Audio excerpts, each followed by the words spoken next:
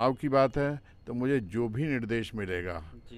पार्षद का, विधायक का, जी। सांसद का, जो भी। हाल ही में एक रिपोर्टर को जो है हमारे वर्तमान आबकारी मंत्री कवासी लखमा जी के द्वारा एक बयान आया उनका कि अगर शराब जो है लिमिट में ले तो वह दवाई के रूप में काम करती है। तो सर आप एक डॉक्टर हैं, तो इसमें आपकी क्या राय है? हाँ, ये सच है। आप एक डॉक्टर हैं और हमने देखा भी कि आप जो है अपने काम में बहुत बिजी रहते हैं। तो ऐसे में आपके राजनीति में आना कितना उचित है? आप मतलब आम नागरिक और राजनीति में आप अपना समय कैसे देंगे? डॉक्टर ऐसे थे जो ठंडा पड़ गए थे, तो क्या आपका भी वही हाल था कि?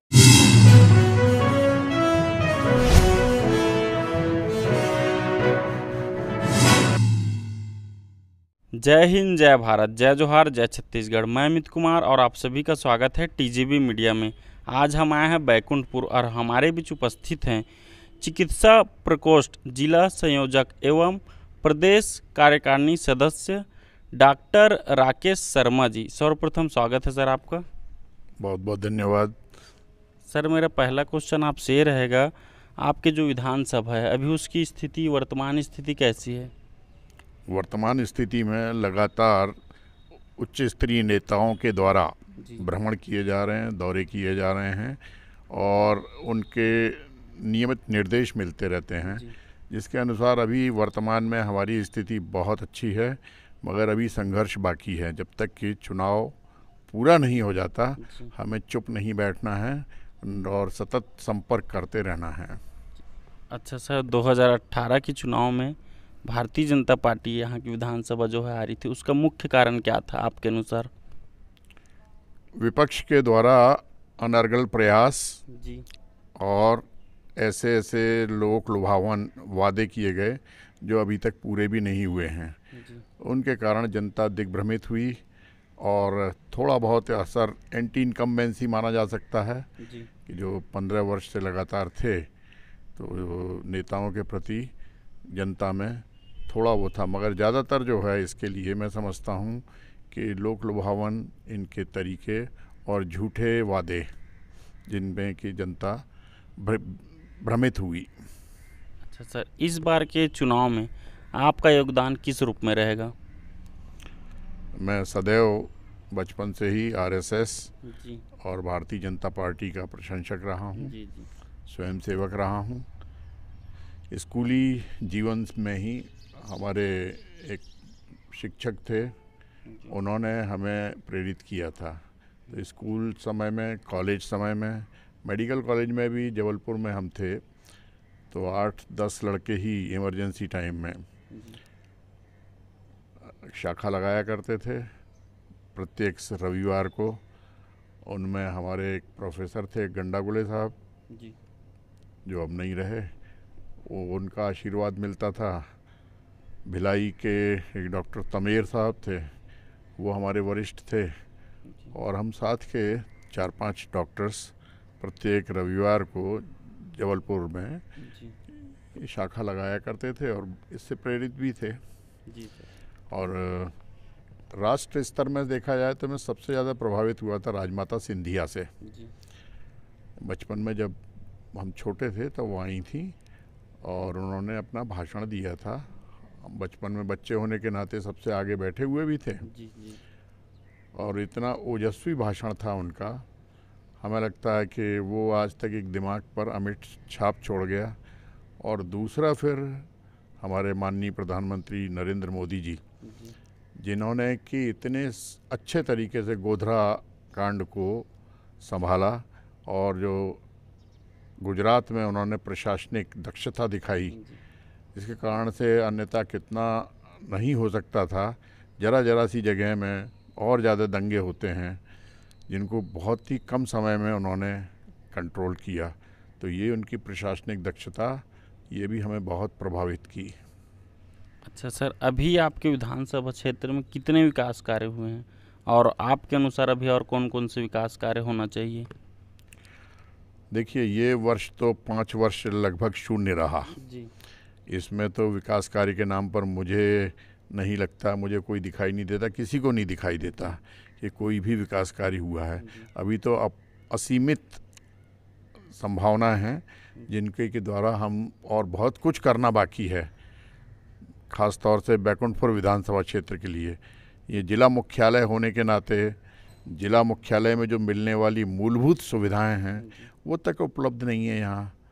जिला अस्पताल में सीटी स्कैन मशीन होनी चाहिए, जिला अस्पताल में डायलिसिस होनी चाहिए, जिला अस्पताल में माननीय प्रधानमंत्री द्वारा कोरोना काल में एक ऑक्सीजन प्लांट दिए गए थे, वो चीज़ें थीं।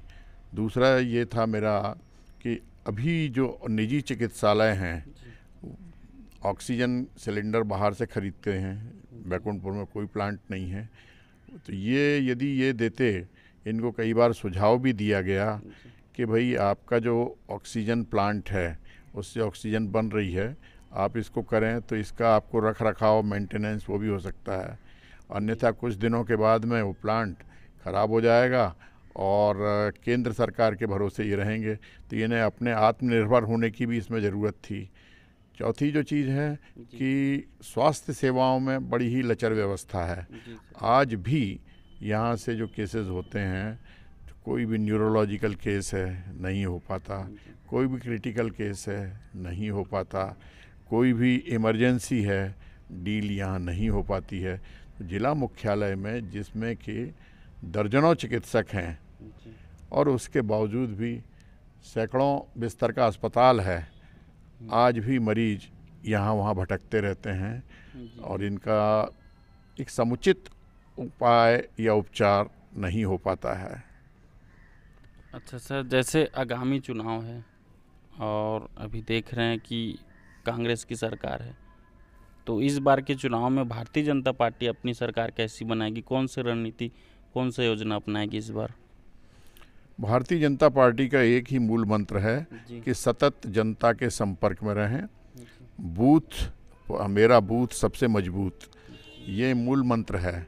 तो यदि प्रत्येक कार्यकर्ता, जैसा कि मैं देख रहा हूँ इस बार हमारे भारतीय जनता पार्टी कोरिया ज़िले के समस्त कार्यकर्तागण बहुत ही ऊर्जा से भरे हुए हैं।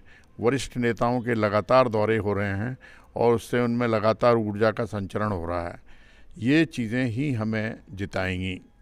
साथ ही जो इनके कारनामे हैं, जिन्होंने कि इतने घोटाले किए हैं, इन घोटालों को भी हमें उजागर करना है। साथ ही अपनी प्रतिभा को बताना है कि भाई हम लोग क्या करेंगे पॉजिटिव। हम पॉजिटिव में विश्वास करते हैं और पॉजिटिव मतलब करके भी दिखाते हैं कि ये जो चीज़ें हैं इनको करेंगे। अच्छा सर, जैसे आगामी चुनाव है, चुनाव चर्चा चल रहा है, जैसे आपका नाम काफ़ी चर्चित है बैकुंठपुर में और आपका नाम भी उभर के आ रहा है। अगर आपको भारतीय जनता पार्टी टिकट देती है और आप जनता का दिल भी जीत लेते हैं और अगर आप विधायक बन जाते हैं, तो सर्वप्रथम आप कार्य कौन सा करेंगे जनहित के लिए आपकी विधानसभा में? सर्वप्रथम तो जो आपने कहा कि विधायक के रूप में या टिकट के रूप में, मैं भारतीय जनता पार्टी का एक कार्यकर्ता हूँ। चिकित्सक व्यवसाय से जुड़े हुए होने के कारण से चिकित्सा का दायित्व तो मुझे दिया गया है और जहाँ तक चुनाव की बात है तो मुझे जो भी निर्देश मिलेगा, पार्षद का, विधायक का, सांसद का, जो भी आदेश होगा मेरे लिए शिरोधार्य है और मैं उसके लिए जी तोड़ मेहनत कर अपने सभी साथियों के साथ निश्चित रूप से जिताने का प्रयास करूंगा और जीतने में सफल भी होंगे हम। कार्य सर, कार्य पूछे कौन सा कार्य करेंगे? कार्य यहाँ पर अनेक कार्य हैं, जैसे कि विधानसभा क्षेत्र के हिसाब से स्वास्थ्य क्षेत्र में मैं स्वास्थ्य से जुड़ा हुआ हूँ। दूसरा, जैसे डैम है यहाँ पर, पानी के डैम है, सिंचाई के साधन बिल्कुल ही नगण्य हैं। हमारे बगल में ही झुमका डैम है जिसमें कि अब 40 साल हो गए, सिल्ट भर गया है। उससे कमांड एरिया का आज की तारीख में 10% से भी कम किसानों को उसका फ़ायदा मिल रहा है। देखने में बहुत बड़ा दिखता है। बाजू में एक गेज डैम और है जिसके भी नहर कैनाल बनी हुई हैं, मगर उनमें समुचित व्यवस्था नहीं होने के कारण से कि लगता है कि हाँ भाई पानी आएगा, मैंने तो कभी उन नहरों में पानी बहते हुए देखा नहीं है। तो ये जो चीज़ें हैं। एक तीसरी कृषि क्षेत्र में, कृषि क्षेत्र में भी अपूर्व संभावनाएं हैं। यहाँ पर हम लोग 2 फसल 3 फसल ले सकते हैं, मगर किसानों की स्थिति आज भी वैसी है। चौथा, जो उद्योग के नाम पर बैकुंठपुर हमेशा चला जाता है। यहाँ पर उद्योग के नाम पर कुछ भी नहीं है। यहाँ पर हम लोग जो है, यहाँ जंगल से उत्पाद होता है कत्था का, और कत्थे के कारण से जो फैक्ट्रीज़ बन सकती हैं, यहाँ पे कभी किसी के द्वारा सोचा नहीं गया। तो यहाँ का जो है कानपुर चला जाता है कत्था, और कत्थे के देखिए कानपुर एक मार्केट बना, बहुत बड़ा हब बना हुआ है।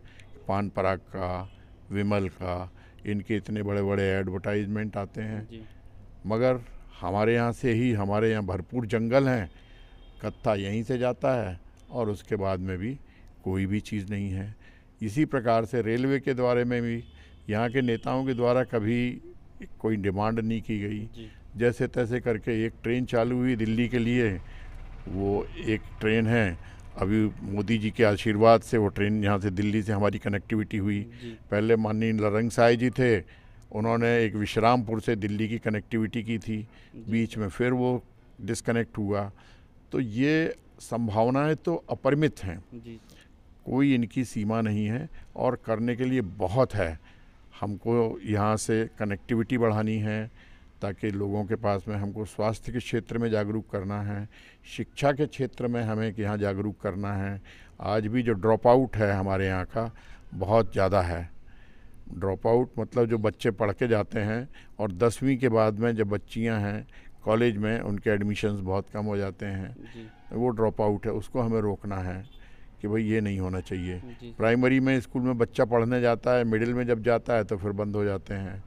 इसी तरीके से बच्चियों के साथ में है, लॉ एंड ऑर्डर की सिचुएशन है वो यहाँ पर है, ये इधर से गांजे की तस्करी, ये सब चीज़ें, इनमें सब सुधार होना चाहिए। नशा मुक्ति सबसे बड़ा जो है यहाँ पर वो है नशे का। नशे करने वाले बच्चे, पूरी पीढ़ी बर्बाद हो जाती है, उनका घर परिवार बर्बाद हो जाता है। मैंने देखते देखते यहाँ पर इतने उदाहरण हैं, मैं आपको बताऊं कि जो जवानी में ही बच्चे शराब पी की लत में या नशे की लत के कारण से चले गए और उनका माता पिता सब परिवार सब छिन्न भिन्न हो गया। यहाँ अच्छा खासा ज़मीन थी, 30 एकड़ 40 एकड़ ज़मीन, आज उसका कोई वारिस नहीं है। पिता 54 साल की उम्र में मर गए, बेटे 2 थे, दोनों बेटे भी शराब पी पी के चले गए। पिता प्रिंसिपल थे, उनके बेटे को नौकरी मिली 40 वर्ष की आयु में, वो भी चले गए। उनकी नौकरी उनके छोटे भाई को मिली 38 साल की उम्र में, वो भी शराब पी के चले गए। तो सोचिए, वो व्यक्ति जिसकी 30-40 एकड़ ज़मीन थी, भारी सम्मान था, आज उस परिवार का कोई नाम लेने वाला नहीं है। तो ये नशे का एक सबसे बड़ा हमारे यहाँ पर है। हमें इसके प्रति लोगों में जागरूकता फैलानी है कि भाई नशा जीवन का अंत कर देता है। दुर्घटना के लिए भी जहाँ तक है 80 से 90% केसेस में नशा ही उसके लिए उत्तरदायी है। तो यदि नशे के ऊपर में काबू किया जाए, और नशे के ऊपर काबू करने का सबसे अच्छा उपाय है शिक्षा। शिक्षा में जो है आमूल चूल परिवर्तन करने की आवश्यकता है। सब ज़रूरत इस बात की है कि जो शिक्षक हैं वो पढ़ाने को अपने दायित्व को समझें, और ये इनमें अंदर से चेतना जगाने की है। आरएसएस में हमारे में ये देश प्रेम की जो भावना है कूट कूट कर भरी जाती है एक कार्यकर्ता के अंदर, कि भाई आपके लिए देश सर्वोपरि है।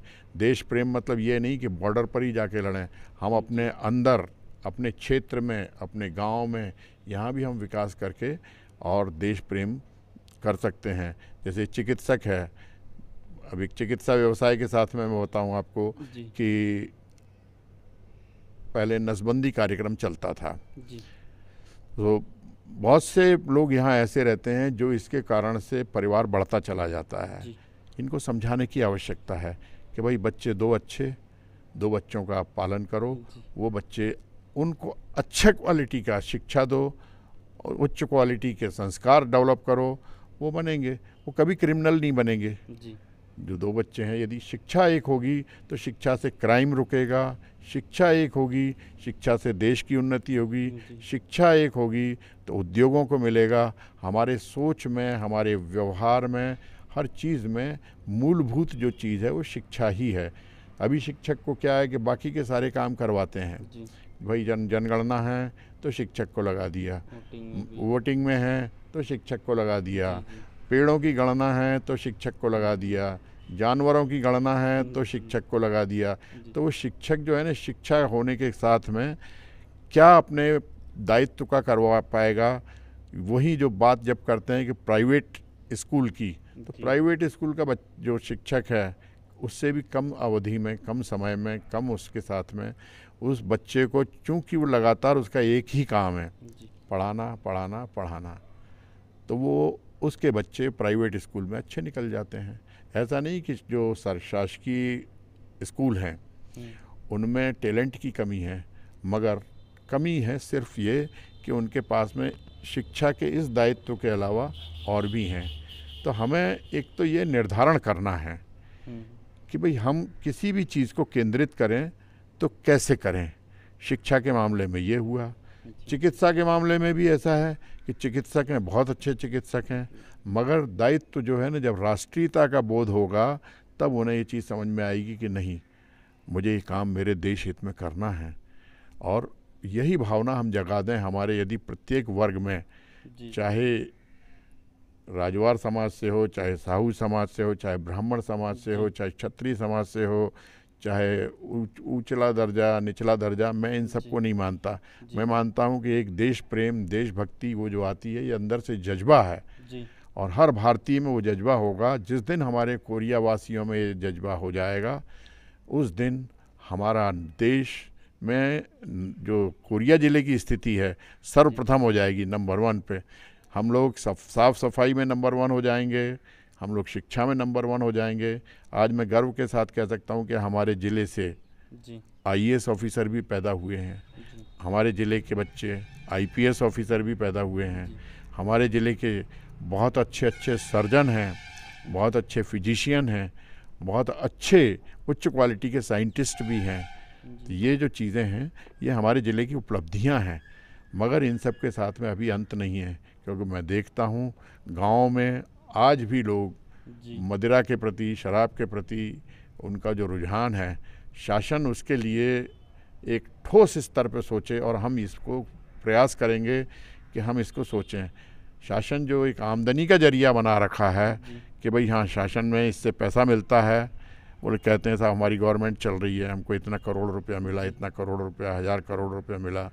आप मदिरा दुकान स्कूल के बाजू में खोल रहे हो, मदिरा दुकान मंदिर के बगल में खोल रहे हो, क्या संस्कार होंगे उन बच्चों के।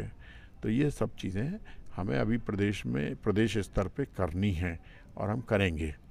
सर, शिक्षा की बात कर रहे थे, तो आप शिक्षा में क्या नए कॉलेज बनना चाहिए, कौन कौन से कॉलेज बनना चाहिए, और स्वामी भूपेश सरकार जी के द्वारा जो है स्वामी आत्मानंद स्कूल का जो है हुआ है, उसमें आपकी क्या राय है?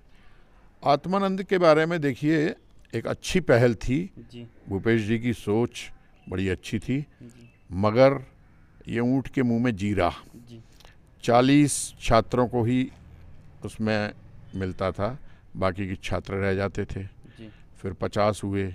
तो अभी जो है शिक्षा के ऊपर प्रत्येक शासन को, सरकार को सोचना होगा, और गंभीरता से सोचना होगा कि इनमें से प्राथमिक स्तर की शिक्षा, मिडिल स्कूल की, हायर सेकेंडरी की और ऊपर की, फिर इनके अलावा जो एक कुछ बच्चे जो कि मानसिक रूप से थोड़े कमज़ोर होते हैं उस समाज में, उनके लिए फ्री कोचिंग की व्यवस्था, बजाय इसके कि कोई भी जाति, धर्म, वर्ण इस सब को छोड़कर सभी के लिए। तो ये ज़रूरत कब पड़ेगी, जो सपोर्टिव कब ज़रूरत पड़ती है, जब हम लोग कमज़ोर होते हैं किसी भी तरीके से। यदि बच्चों में ये संस्कार ही होंगे शुरू से, तो वो नहीं होंगे। चौथी जो चीज़ है वो है गरीबी। मैं देखता हूँ सन 2000 में भारतीय जनता पार्टी के एक प्रकोष्ठ के द्वारा एकल विद्यालय का यहाँ पर हुआ, और मैं पहला उसमें अध्यक्ष था।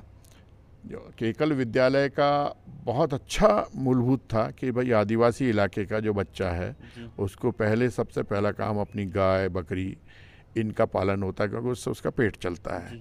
तो सुबह हो जाता है, जंगल जाएगा, लकड़ी लाएगा, गाय बकरियों को इनको करेगा।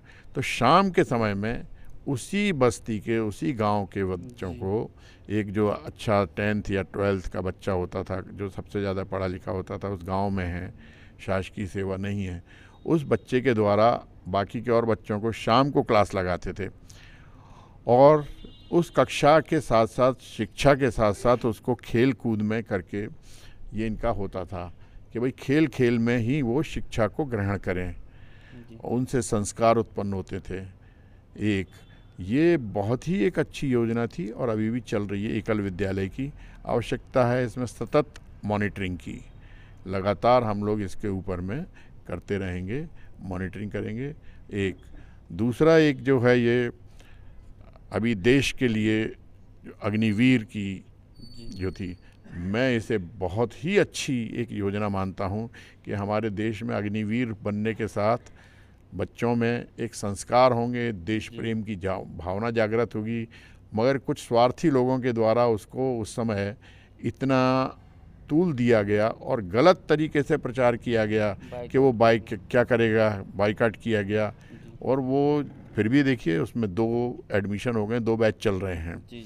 बाइकाट से करने से कोई दिक्कत नहीं होती है, एक लोगों में जो है ना उसके लिए प्रचारण की ज़रूरत है। अग्निवीर, ये सोचिए आप कि अग्निवीर के जो बच्चे होंगे, ठीक है 4 में से 1 को नौकरी मिली, बाकी की जो 3 हैं उनके लिए भी तो रास्ते और खुले हुए हैं। और वो रास्ते, उसके अंदर संस्कार होंगे, वो बच्चा कॉन्फिडेंट होगा, वो कुछ अपना काम भी शुरू कर सकता है। दूसरे उसके और दूसरे जो विभाग हैं उनमें भी उसको प्राथमिकता मिलेगी। चौथी चीज़ कि हमको हर चीज़ सरकार से ही नहीं सोचना चाहिए।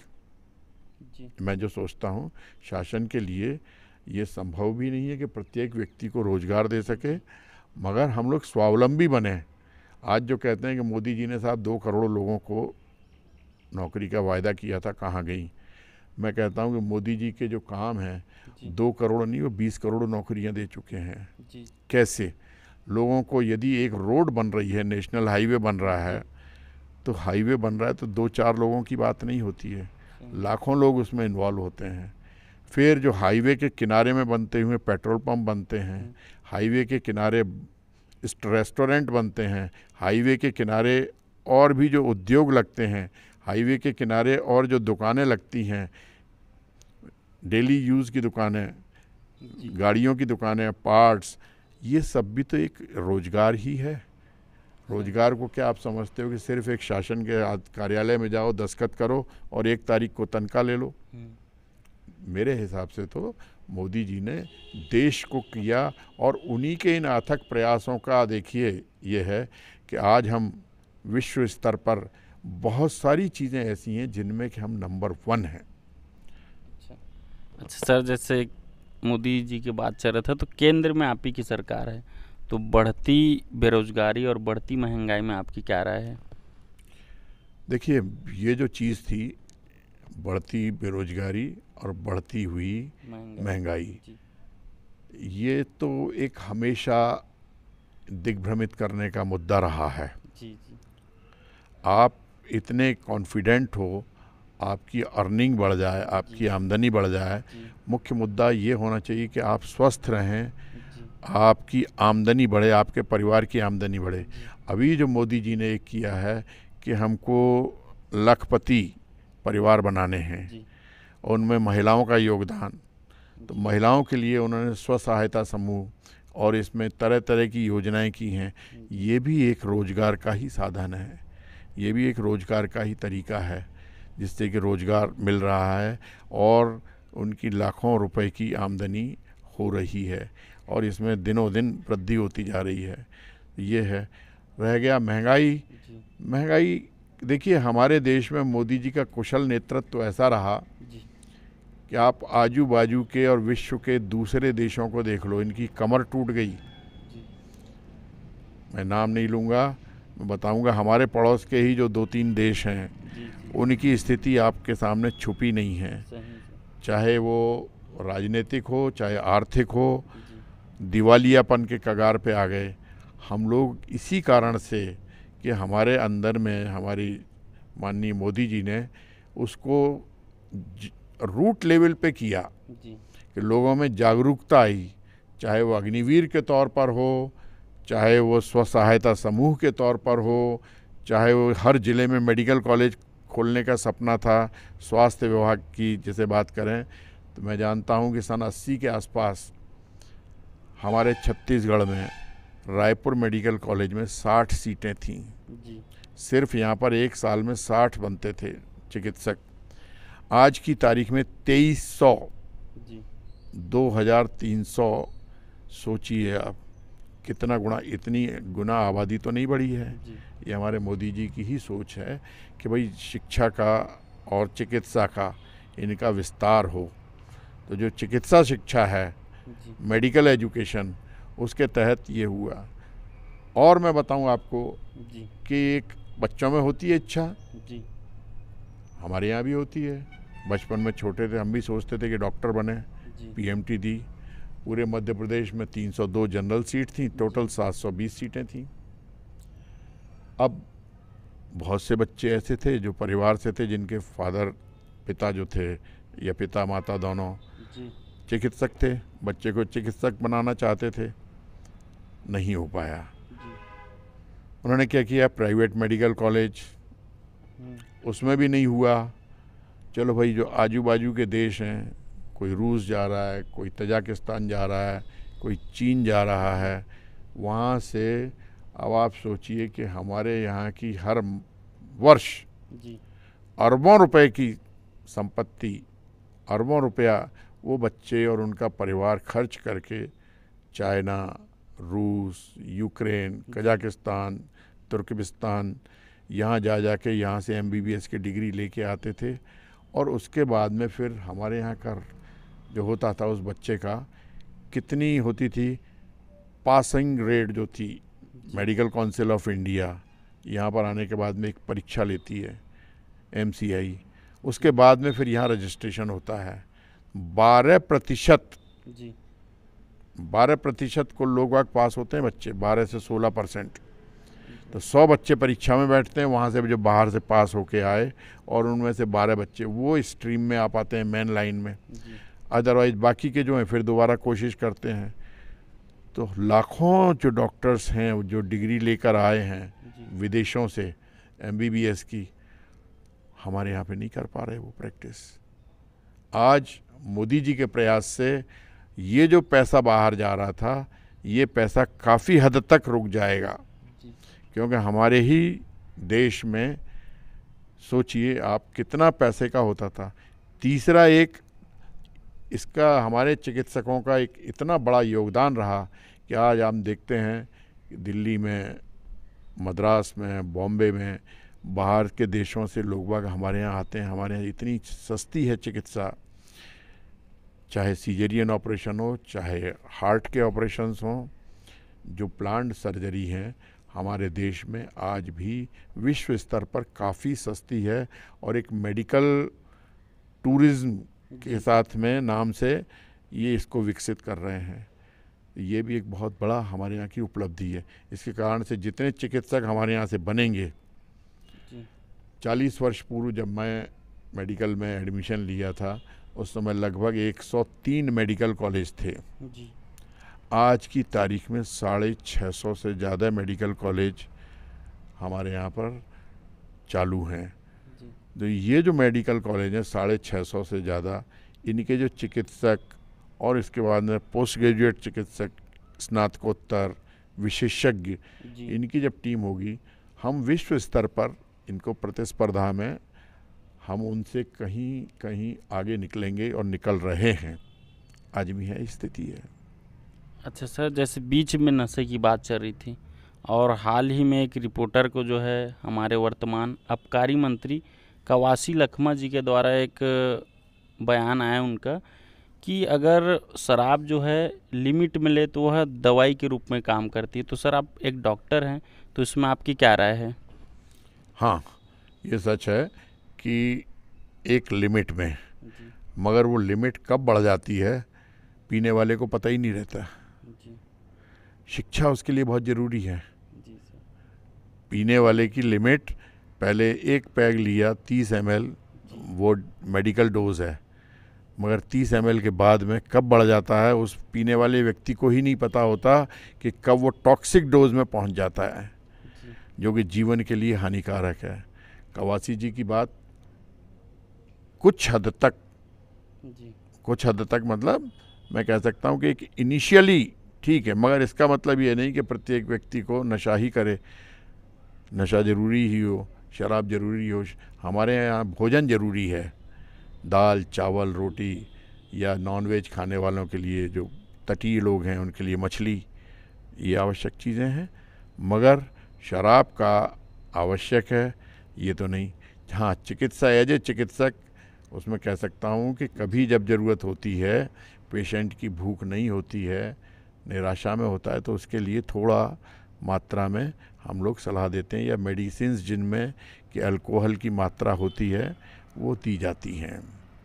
मगर इसका मतलब ये नहीं कि आप उसको फ्री कर दो कि भैया तू पी, मगर पढ़ के पी।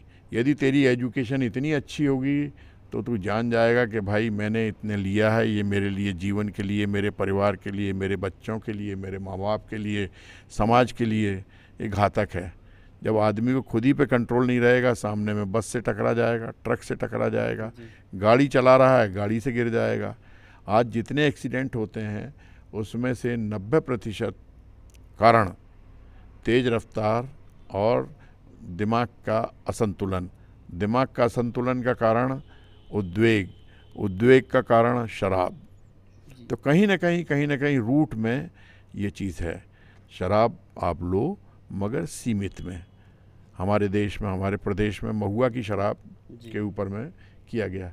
महुए से निश्चित रूप से एक कैलोरी वैल्यू है महुआ की, मगर उसका मतलब ये नहीं कि एक व्यक्ति खाना ही नहीं खाए और सिर्फ महुआ सेवन करता रहे। ऐसे में उसका लीवर खराब हो जाएगा। स्वास्थ्य के लिए बहुत ही हानिकारक चीज़ें हैं ये। अच्छा सर, जैसे आप एक डॉक्टर हैं और हमने देखा भी कि आप जो है अपने काम में बहुत बिजी रहते हैं, तो ऐसे में आपके राजनीति में आना कितना उचित है? आप मतलब आम नागरिक और राजनीति में आप अपना समय कैसे देंगे? देखिए, राजनीति में मैं चिकित्सक हूँ पेशे से, निश्चित रूप से मेरा धर्म है चिकित्सा करना और मेरा कर्म भी है। मगर अब जो है मेरा जो चिकित्सालय है उसमें और भी डॉक्टर हैं। मेरा पुत्र डॉक्टर है, मेरी पत्नी डॉक्टर हैं, हमारे यहाँ और भी विजिटिंग डॉक्टर्स हैं। तो ये जो है ना, पेशे के साथ में अन्याय नहीं है। चिकित्सक हूँ, मरीज तो मैं देखूंगा, यहाँ भी देखता हूँ, रेलगाड़ी में सफ़र करता हूँ वहाँ भी देखता हूँ, एयरपोर्ट पे भी किसी को तकलीफ़ होती है वहाँ भी देखता हूँ। और इसमें जब यात्रा करते हैं तो लिख देते हैं कि हाँ भाई चिकित्सक, तो वो भी कभी मैंने कई बार देखा है यात्रा करते समय टीटी आके बोलते हैं कि सर एक पेशेंट की, उसकी तबीयत ख़राब है, आपके पास कुछ दवाइयाँ हैं। मैं बेसिक दवाइयाँ भी साथ में रखता हूँ। तो राजनीति और चिकित्सा साथ के साथ में कई बहुत अच्छे हमारे यहाँ उदाहरण हैं। पश्चिम बंगाल के जो पहले मुख्यमंत्री रहे उनका देखिए आप, एक उदाहरण है। उनको हमारे देश के सर्वोच्च पुरस्कार से नवाजा गया था और उनके नाम पर अभी जो 1 जुलाई को चलता है वो उनके नाम पर ही है, चिकित्सक डे, डॉक्टर्स डे। वो हमारे शासन ने उसको किया। तो ऐसा नहीं कि चिकित्सक होने के कारण से हम समय नहीं दे पाएंगे। हाँ, दोनों के प्रति हमारी प्रतिबद्धताएं हैं और बल्कि में और अच्छे तरीके से हो जाता है कि डॉक्टर होने के कारण से हमें समाज के हर वर्ग से सतत संपर्क रहता है। जब भी मरीज़ देखते हैं तो इसका मतलब सिर्फ हम बीमारी ही नहीं देखते, उसके परिवार की भी बातें होती हैं और लोग भी राजनीति की भी बातें करते हैं। कूटनीति नहीं, राजनीति की बातें हम लोग करते हैं और प्रत्येक के साथ में संवाद स्थापित करते हैं, चाहे वो किसी भी वर्ग का हो, धर्म का हो, पार्टी का हो, विचारधारा का हो। विचारधारा से जैसे मान लीजिए कांग्रेसी विचारधारा है तो वो भी व्यक्ति आएगा, बातचीत होगी, संवाद होगा, तर्क वितर्क होंगे। तो ये समय हम देते हैं, करते हैं। अच्छा सर, आपने कभी किसी मरीज का फ्री में इलाज किया है? देखिए, फ्री की जहाँ तक बात है, मैंने लगातार मैंने शासकीय सेवा शुरू की थी यहाँ सन 83 में बैकुंठपुर में आया, मेडिकल कॉलेज जबलपुर के बाद।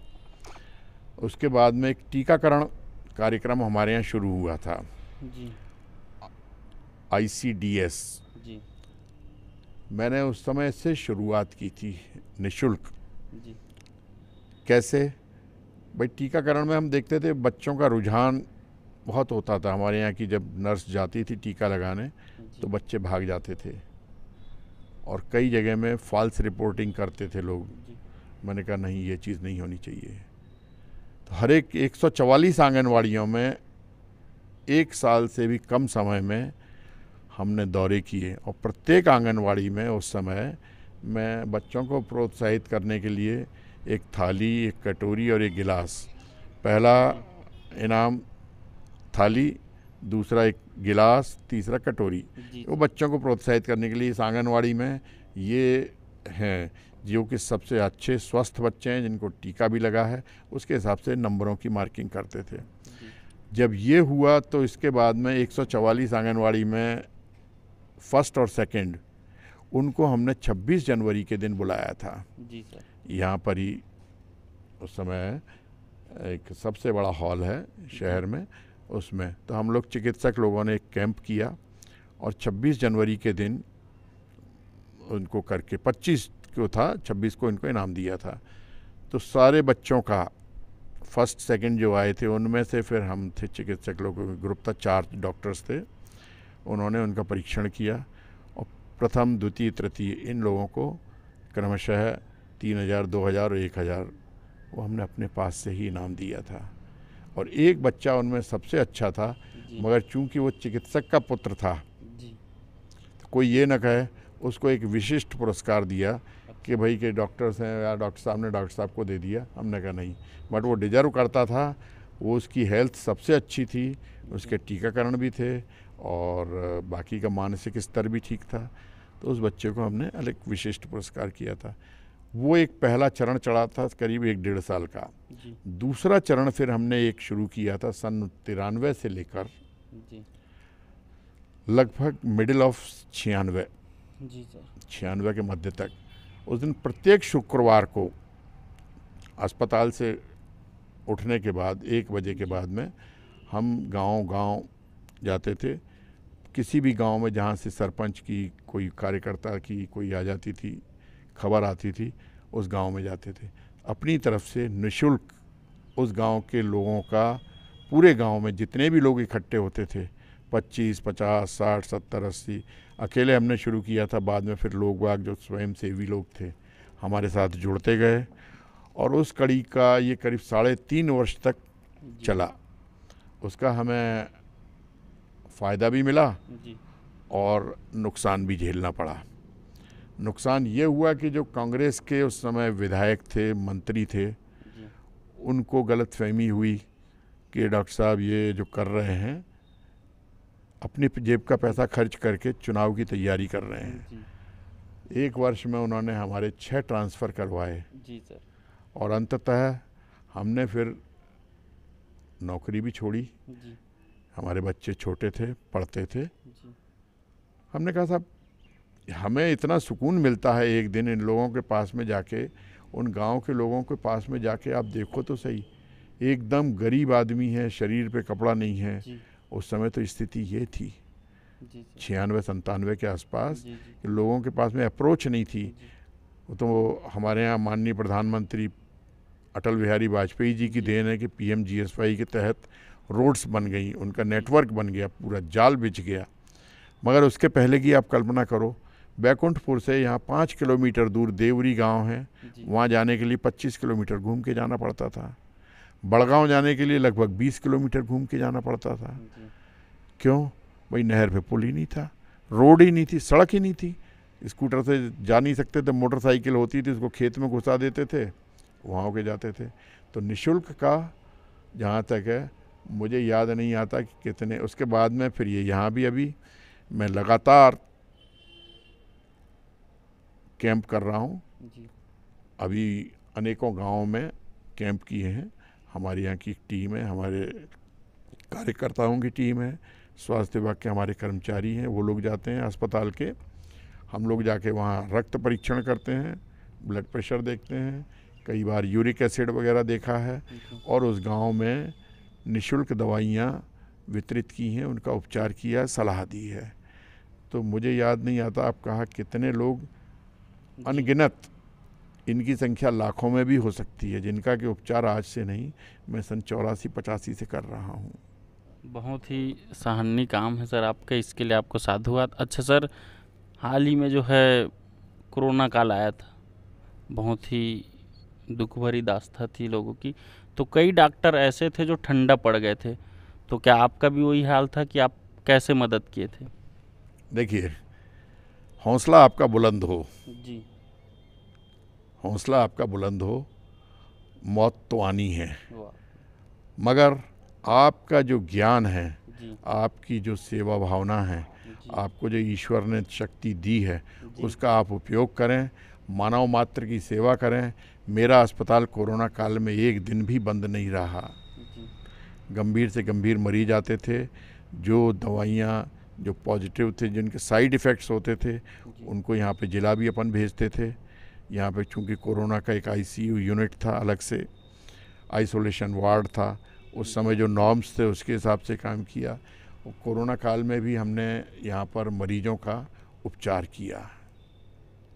अच्छा सर, जैसे आप एक डॉक्टर हैं, तो आप अपने आप को पहले एक डॉक्टर मानते हैं कि आम नागरिक मानते हैं, कि आप एक राजनीतिक पार्टी से भी हैं, तो आप एक भारतीय जनता पार्टी के कार्यकर्ता मानते हैं? तीनों में से क्या मानते हैं पहले अपने आप से? देखिए, चिकित्सक का जो चीज़ है वो तो मेरे ब्लड में, पूरे रग रग में है। जी।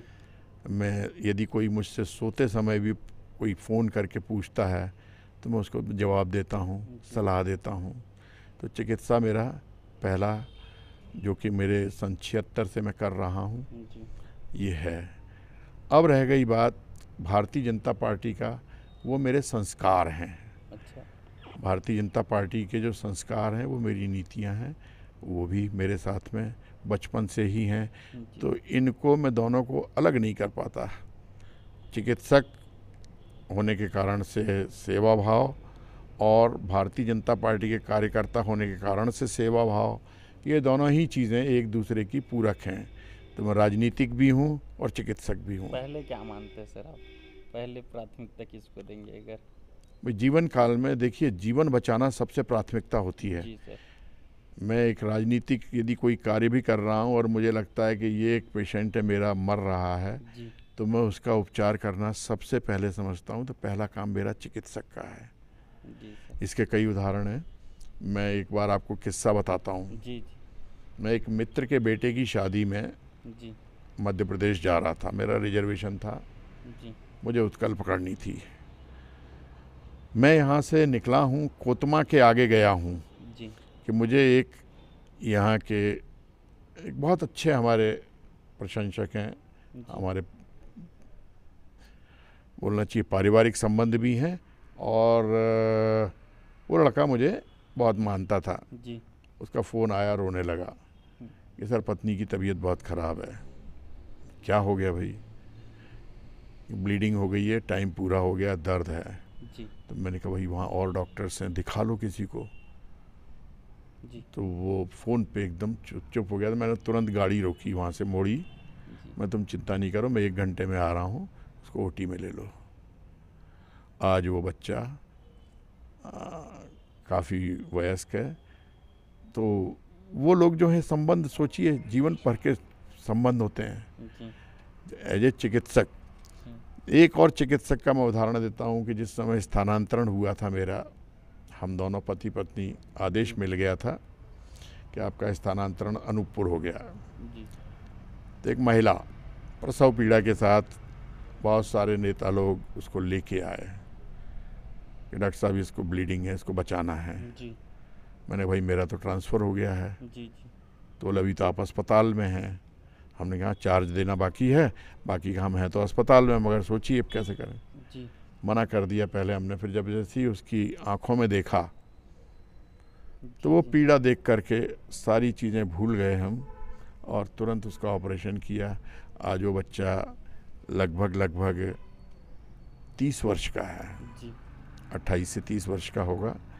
सन 96 का उसका जन्म है, तो लगभग 27-28 साल का है। तो ये वो देखिए, बिना किसी धर्म के वो महिला हमको हर ईद पर बुलाती है। जी। और हम हर ईद पर उसके घर जाते हैं। हम दिवाली पर उसको बुलाते हैं, और दिवाली पे हमारे यहाँ आती है। ये पारिवारिक संबंध कितने कितना गहरा संबंध होता है एक मरीज का एक रिश्ते डॉक्टर के साथ में या डॉक्टर का मरीज के साथ में। इसमें कहाँ राजनीति है? तो इसलिए राजनीति है, मगर वो पहला हमारा व्यवसाय चिकित्सक का है, पहले हमारा व्यवसाय मानवता है। अच्छा सर, जैसे एक कहानी ये भी काफ़ी चर्चित सुनने में आया था आपका, जो ट्यूमर वाला, तो अगर आप उसकी कहानी कुछ साझा करेंगे तो क्या थी पूरी कहानी? ये बात वाकया है सन 2008 का। जी यहाँ पर ही पास में एक गांव है लोटा बहरा, जो खड़गवां ब्लॉक में जी बचरा पौड़ी से शायद 5-7 किलोमीटर दूर गांव है। जी वहाँ की भाई एक आई मेरे पास, जी हमारे अस्पताल में आई। हमने और मिसेज शर्मा ने उसको परीक्षण किया। 2008 में इतनी सुविधाएं भी नहीं थी, सीटी स्कैन यहाँ होता नहीं था, अंबिकापुर तक में नहीं था। वो एक गरीब थे, गांव के लोग थे। उनके साथ में 3 व्यक्ति थे। जी एक उनके पति थे, एक शिक्षक थे और एक सरपंच थे। जी तो उनका पेट बहुत ज़्यादा फूला हुआ था, ट्यूमर मास सोनोग्राफी में डिटेक्ट हुआ था। जी अब इतना बड़ा ट्यूमर मास था कि उसके लिए बड़ा चैलेंजिंग था। उसका महिला का खाना बंद हो गया था, जी आंतें जो थी एक तरफ को पुश हो गई थी। हम लोगों ने निर्णय लिया, अब बात ये हुई कि कहीं ऑपरेशन के दौरान इसकी मृत्यु न हो जाए। जी जी बहुत बड़ा जटिल ऑपरेशन था। बैकुंठपुर बहुत छोटी जगह थी, जी आज भी है, जी मगर जैसे कहा तो बाई मनियारो जो थी, जी जी मैंने कहा मैंने भाई हो सकता है कि ऑपरेशन के दौरान तुम्हारी, बोले साहब मैं तो वैसे ही मर रही हूँ, जी 8-10 दिन से मैंने खाना ही नहीं खाया है, खाना जाता ही नहीं है पेट में मेरे, तो आप कोशिश करेंगे तो मैं बच जाऊंगी। जी हमने जब तेरे अंदर इतनी इच्छा है, इच्छा शक्ति है, हम तीनों ने निर्णय लिया। हम थे, मिसेस शर्मा थी और एक चर्चा के डॉक्टर साहब और थे। जी तीनों की टीम ने 3.5 घंटे ऑपरेशन करके वो जो ट्यूमर निकाला, जी वो लगभग 16.5 किलो का था। 16.5 किलो का ट्यूमर देखने के लिए यहाँ पर लोगों का हुजूम आ गया। जी कितना बड़ा गोला, इतना बड़ा गोला तो हम लोगों ने देखा नहीं है, कभी नहीं देखा है, सुना भी नहीं है। जी और 16.5 किलो का ट्यूमर मैंने भी कभी मेडिकल हिस्ट्री में नहीं पढ़ा है, जी न सुना है। वो गोला निकलने के बाद में फिर महिला हमारे यहाँ करीब 15 दिन तक भर्ती रही, जी धीरे धीरे करके ठीक होती गई। जो उस समय उसका वज़न ऑपरेशन के बाद में 40 किलो का था, आज वो महिला में करीब करीब 75 से 80 किलो वज़न है। जी अपना जीवन यापन कर रही है। एक स्कूल में, मिडिल स्कूल में मिड डे मील जी खाना बनाती है, खाना बनाने का उसका काम है। और अभी हमारे यहाँ जब हमारे प्रदेश अध्यक्ष माननीय श्री अरुण साहु जी आए थे, जी उस समय मैंने उसको यहाँ पर आई थी, जी उनसे भी मिलवाया था। प्रबल प्रताप जी थे, अरुण साहु जी थे जी और माननीय पवन साय जी थे। जी इन्होंने तीनों ने मिलके बहुत ही उसके ऊपर आश्चर्य प्रकट किया। और मेरा एक ही उनसे निवेदन था, आपके माध्यम से, आपके चैनल के माध्यम से भी, कि भाई मुझे कुछ भी नहीं चाहिए। मैं चाहता था कि एक बार मोदी जी ये कहते कि एक आदिवासी महिला की, एक हमारे यहाँ के चिकित्सक ने जी इतना बड़ा, इतना जटिल ऑपरेशन करके जान बचाई है, तो मेरा जीवन धन्य हो जाएगा। मैं कोशिश आपसे भी गुजारिश करूँगा कि आप अपनी चैनल के माध्यम से हमारे प्रधानमंत्री जी तक ये संदेश पहुंचाने का कष्ट करें, कृपा करें, दया करें। और वो महिला आज भी लोटा बहरा गांव में जीवित है। जी जी बिल्कुल सर, हम पहुंचाएंगे अपने मीडिया के माध्यम से। तो सर, जब आपने इतना बड़ा कार्य किया, इतने वजन का जो है ट्यूमर निकाला, तो उस समय बहुत चर्चा में रहे होंगे आप, बहुत न्यूज़ कवर भी हुआ होगा। न्यूज़ कवर उसके बारे में कह सकता हूँ कि लगभग एक पत्रकार ने उसमें लिखा था, जी वो भी मेरे ख्याल में 6-7 लाइन का कवरेज था। जी। बाकी का किसी के कोई कवरेज नहीं था। तो क्या कारण था सर? कारण ये था कि मैंने जो समय था पूरे दिन रात अपने चिकित्सीय पेशे में रहता था, जी। और मीडिया बंधुओं को मैंने शायद मैं उनको नहीं बता पाया हूँ। जी। नहीं कह सकता क्या बात हो सकती है। अच्छा चलो सर, ये बता रही। अच्छा सर, एक और क्वेश्चन आपसे, जनहित के लिए आपके द्वारा कौन कौन से कार्य किए गए हैं, और आगामी आपके मन में या आपके माइंड में कौन कौन से विचार हैं कि और मैं ये योजना जन कल्याण के लिए कर सकता हूँ? देखिए, जनहित में अब की बार हम लोगों ने एक काम पिछले वर्ष से शुरू किया, वो था वृक्षारोपण कार्यक्रम। जी सर। 5,000 वृक्षों का लक्ष्य था। उस 5,000 में से 2,000 वृक्ष हमने अपने खुद की ज़मीनों पे लगाए हैं, और 3,000 वृक्ष जो थे उनमें से बहुत सारे पेड़ में व्यक्तिगत रूप से मरीज जब छुट्टी होते थे और मेरे पास समय रहता था तो मैं उनके साथ में अपनी एम्बुलेंस में लेकर गया और मैंने अपनी आँखों के सामने लगवाए। मेरा ड्राइवर जाता था, मैं उसको कहता था कि भाई तुम लगाना और उसको फ़ोटो को भेजना। जी। उनकी बाड़ी में जहाँ जगह हो ये फलदार वृक्ष हैं। साथ ही उनको सीख देता था कि बेटा जैसा तुम्हारा एक ये बच्चा है, ये 5 बच्चे और तुम लेके जा रहे हो, इनको भी बच्चों की तरह पालना। ये 3-4 साल बाद में तुमको देने लगेंगे। तुम्हारा ये बच्चा तो 18-20 साल के बाद में देगा तुमको, मगर ये जो बच्चे 5 हैं तो ये बच्चे तुमको वृक्ष रूपी बच्चे, इनको उसकी तरह पालो तो ये तुमको देंगे। और वो काफ़ी सफल रहा। इस बार भी हमने पेड़ बंटवाए हैं। और वृक्षों के लिए एक दूसरा एक इसी कड़ी में हम यहाँ पर रामचरितमानस के पाठ हमारे यहाँ होते हैं कोरिया ज़िले में। जी सर। और मुझे लगता है कि इससे अच्छा मूलभूत परिवर्तन, विचारधारा परिवर्तन, संस्कारों के लिए रामचरितमानस से ज़्यादा अच्छा कोई चीज़ हो नहीं सकती। कि रामचंद्र जी जो हैं एक हमारे इष्ट हैं, साथ ही मर्यादा पुरुषोत्तम हैं, साथ ही इनके यदि कार्यों को हम लोग अपने जीवन में कर लें तो राम राज्य की जो कल्पना है वो कितनी साकार हो सकती है। सामने वाला व्यक्ति को जो कष्ट है उसको हम अपना समझ लें। रामचंद्र जी ही ऐसे थे जिन्होंने कि पहले राजा जो हमारी जानकारी में हैं वो ऐसे थे जो कि अपने आप को सेवक की तरह करते थे। कि यदि कोई भी उनके राज्य का यदि एक व्यक्ति भी दुखी है, परेशान है, चिंतित है, तो वो उसकी चिंता, उसका दुख, उसकी परेशानी वो अपनी समझते थे। हर व्यक्ति को समझाने की भी कोशिश करते थे, उसका दुख का निराकरण भी करते थे। आज हम लोगों में भी इसी परिकल्पना को लेकर हमारे माननीय मोदी जी देश में एक प्रथम सेवक के रूप में सेवा कर रहे हैं। और वो सोचिए इस अवस्था में, इतनी उम्र में 18 घंटे काम करते हैं हम ही लोगों के लिए, चाहे बॉर्डर का काम हो, चाहे मेडिकल चिकित्सक हो, चाहे इसरो का हो या नेवी का हो या सड़क का हो या एयरपोर्ट का हो या सौर ऊर्जा का हो। जिस भी क्षेत्र में देखें आप, अभी देखिए निकट ही जो हुई है नीरज चोपड़ा, मैं देख रहा था गोल्ड मेडल लेके आए।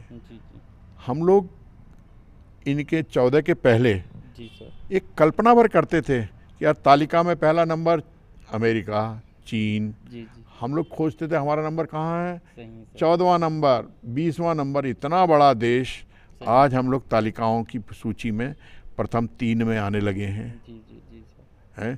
तो वो क्या है, हमारे प्रधानमंत्री जी का उत्साहवर्धन।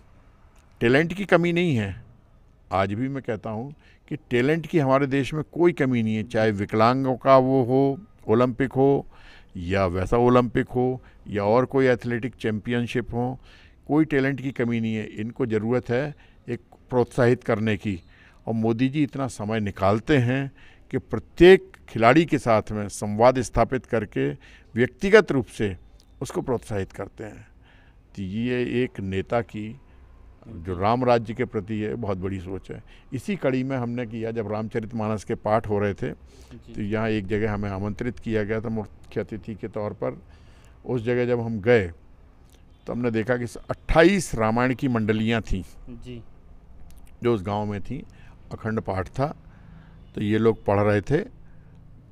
और आपको बताएं, इतनी खुशी हुई कि जो गांव का, जिसको हम अनपढ़ बोलते हैं, जी, सभी उस गांव के से थे, जिसको हम अनपढ़ बोलते हैं, उन लोगों के जो इनके निर्णायक गण थे वो प्रश्न पूछते थे जी, कि भाई उस समय में शबरी ने जो किया था वो क्या बोला था, जी, या मंदोदरी के उसमें क्या थे वक्तव्य थे, या बाली की मनः स्थिति क्या थी। जी, वो लोग बड़े सुंदर उसके जवाब देते थे। उसके आधार पर उनका प्रथम, द्वितीय और तृतीय पुरस्कार उन्होंने निर्धारित किया।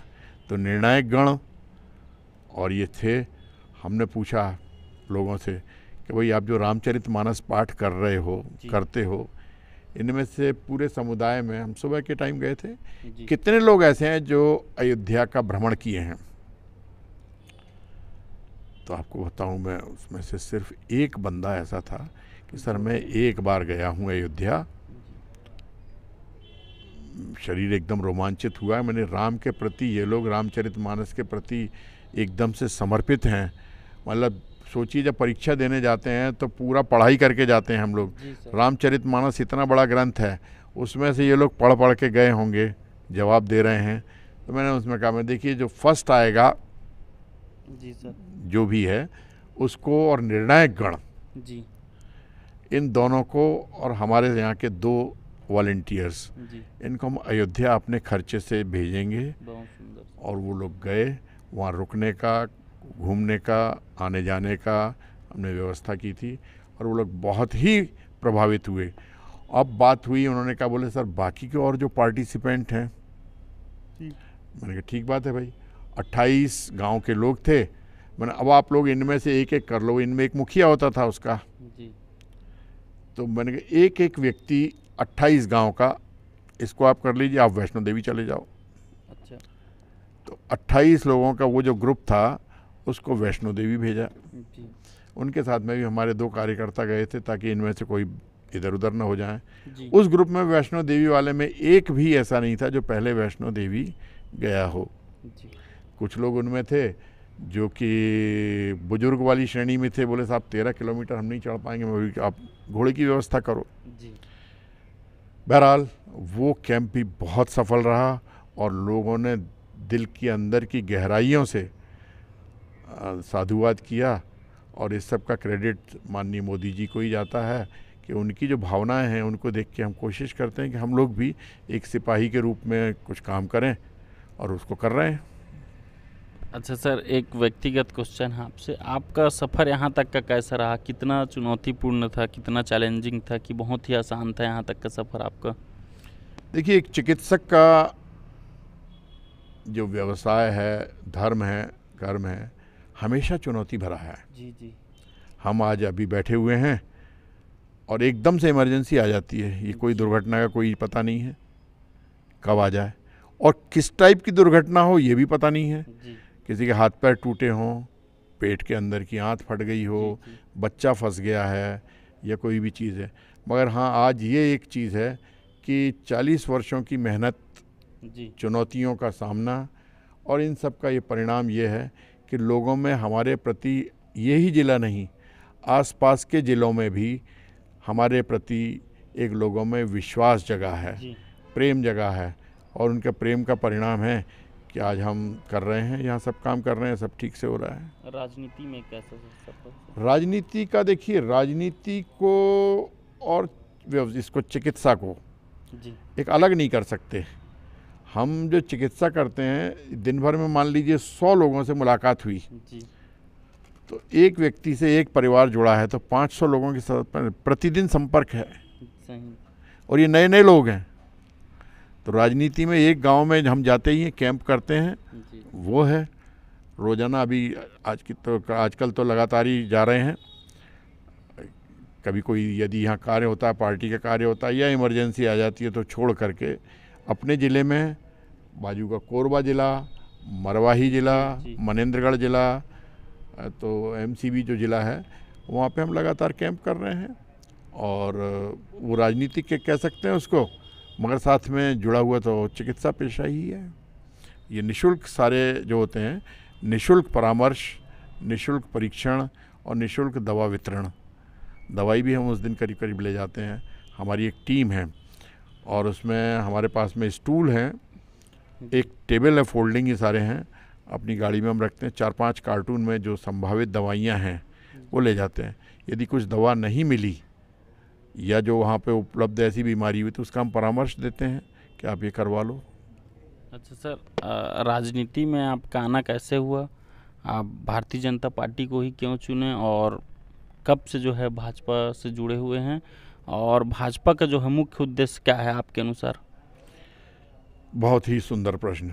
जी राजनीति में मेरे आने का मेरा जो एक उसूल है कि सबसे पहले आपका परिवार, जी जो जिम्मेदारी है। मेरे 3 बच्चे हैं, जी 2 बेटियां प्रशासनिक सेवा में हैं, जी दामाद भी सेवा में है, शासकीय सेवा में उच्च पदों पर हैं। बड़ी बेटी कलेक्टर हैं गोंडा में अभी इस वक्त, अच्छा उनके पति कमिश्नर हैं जी जीएसटी नोएडा में। जी जी दूसरी वाली बेटी श्रीनगर में है, उनके पति डीएसपी हैं, जी श्रीनगर में ही है वो। बेटा मेरे साथ है, एमएस है। जी उनकी पत्नी मेरी बहू, वो भी चिकित्सक हैं जी और साथ ही प्रशासनिक भी देखती हैं। जी मेरी धर्मपत्नी गायनेकोलॉजिस्ट हैं। जी सर इस इलाके की मेरे ख्याल में सबसे ज़्यादा वरिष्ठतम, जी अनुभवी जी और एक बहुत ही प्रभावशाली माँ। जी प्रभावशाली माँ इसलिए, माँ तो देखिए सभी प्रभावशाली होती हैं, मगर जो बच्चों को इस स्थिति तक पहुँचाने का जी पूरा जो क्रेडिट जाता है वो धर्मपत्नी को जाता है, क्योंकि चिकित्सा के साथ साथ वो बच्चों की ध्यान ये ज़्यादा देती थी और पूरा मनोयोग के साथ में आज जो उनका जिस स्थिति तक पहुँचे हैं। हम लोग तो व्यस्त रहते थे चिकित्सा में, मरीजों में ही, मगर वो इन सब के साथ में बच्चों का भी वो उन्होंने बहुत अच्छे से ध्यान किया। ये उसका परिणाम रहा कि उस स्थिति तक पहुँचे। रह गया राजनीति में आने का, तो ये जब पारिवारिक जिम्मेदारी के बाद में बेटा जब अस्पताल संभालने लगा, जी हमें लगा एक विस्तृत दायरा जी चिकित्सा करने का, किसी भी चिकित्सक का जी एक राजनीति हो सकती है। राजनीति में आने के बाद में आपका जो चीज़ें क्रियान्वयन करना चाहते हो आप अपने क्षेत्र के लिए, अपने देश के लिए, इससे अच्छा माध्यम कुछ भी नहीं है। यही चीज़ हमको लाई। और जब हमने देखा कि माननीय मोदी जी, जी हमारे देश के प्रधानमंत्री, जी इतने घंटे 18 घंटे काम कर रहे हैं, मैं भी लगभग आज इस उम्र में 16 घंटे काम करता हूँ, जी सर और ऊर्जा का स्रोत उन्हीं को मानता हूँ मैं, माननीय मोदी जी को। अच्छा, भाजपा का मुख्य उद्देश्य क्या है सर? भारतीय जनता पार्टी का मुख्य उद्देश्य है सबका साथ, सबका विकास, सबका विश्वास, और यही चीज़ मूल मंत्र है। सबका साथ भी हम साथ में लेके चल रहे हैं। देखिए सारे धर्मों की मैंने बात की, जी चाहे मुसलमान हो, हिंदू हो, राजवाड़े हों, साहू हों, ब्राह्मण हो, कोई भी जाति के लोग हों, सबके संपर्क में हूँ, सब मेरे संपर्क में हैं। सबका साथ है, सबका विकास कर रहा हूँ। जब मैंने ये जो यहाँ से भेजे थे अयोध्या में या यहाँ पर वैष्णो देवी, तो इसमें कोई धर्म नहीं था, सबका ही बोले ये था विकास है। वो विकास क्या होता है कि भाई आप बाहर जाओगे, नई जगह देखोगे, नया एक लोगों के संपर्क में आओगे, वो चीज़ें होंगी। सबका विकास और सबका विश्वास, आज विश्वास है जिसके कारण से मैं हूँ यहाँ, आप सबके बीच में हूँ। और पार्टी ने मुझे इतने अच्छे तरीके से, इतने कम समय में इतनी अच्छी पोस्ट दी, ज़िले में और प्रदेश में कार्य समिति में लिया। लोगों का मेरे ऊपर विश्वास है। कोई प्रेरणा स्रोत रहे कि आप अपने साथ सर? प्रेरणा स्रोत निश्चित रूप से भारतीय जनता पार्टी से जो था, ये देश प्रेम की जो भावना है, जी मुझे लगा अन्य किसी भी दल में इतनी गहराई तक नहीं है। अच्छा बोलने के कहने की बातें ज़रूर हैं, मगर जो कूट कूट कर भरी है जी वो देश प्रेम, वो आरएसएस। प्रेरणा स्रोत मेरे अब स्वर्गीय ओम प्रकाश जी शर्मा प्राइमरी स्कूल के मास्टर साहब थे, जी स्वर्गीय डॉक्टर गंडागुले, और तीसरा आदमी डॉक्टर तमीर जो कि भिलाई में महापौर हैं। जी ये आमिर साहब तो उस समय पीजी कर रहे थे, हम फर्स्ट ईयर में थे। शायद ही मुझे उनको मेरा नाम शायद ही याद हो सकता है याद भी हो, मगर हम लोग बैठा करते थे, ऐसा था। सर अंतिम क्वेश्चन, आप हमारे मीडिया के माध्यम से जनता को क्या संदेश देना चाहेंगे? हाँ, जनता के लिए ये संदेश है कि आगामी चुनाव में जी बिना किसी बाहरी दबाव, जी लोभ, आकर्षण, जी अपने विवेक से काम लें और उसके बाद ही मतदान करें, 100% मतदान करें। जब आप ये देखेंगे कि अपने ठंडे दिमाग से आप सोचेंगे कि आपको क्या है, तो सिवाय मोदी जी के कोई दूसरा पार्टी नज़र नहीं आएगी। कमल फूल के अलावा बाकी के सब लगेगा कि ये लोग हमको दिग्भ्रमित कर रहे हैं, ये हमको भटका रहे हैं, ये हमको पैसे में ख़रीद रहे हैं, ये हमको लालच दे रहे हैं। क्योंकि यही एकमात्र पार्टी ऐसी है जो कि हमको, हमारे समाज को, हमारे देश का भला कर सकती है। बाकी के कोई भी दल दूर दूर तक वो दल नहीं, दलदल है। चलो, बहुत बहुत धन्यवाद सर, आपसे बात करके बहुत ही अच्छा लगा और अपना कीमती समय देने के लिए बहुत बहुत धन्यवाद। बहुत बहुत धन्यवाद।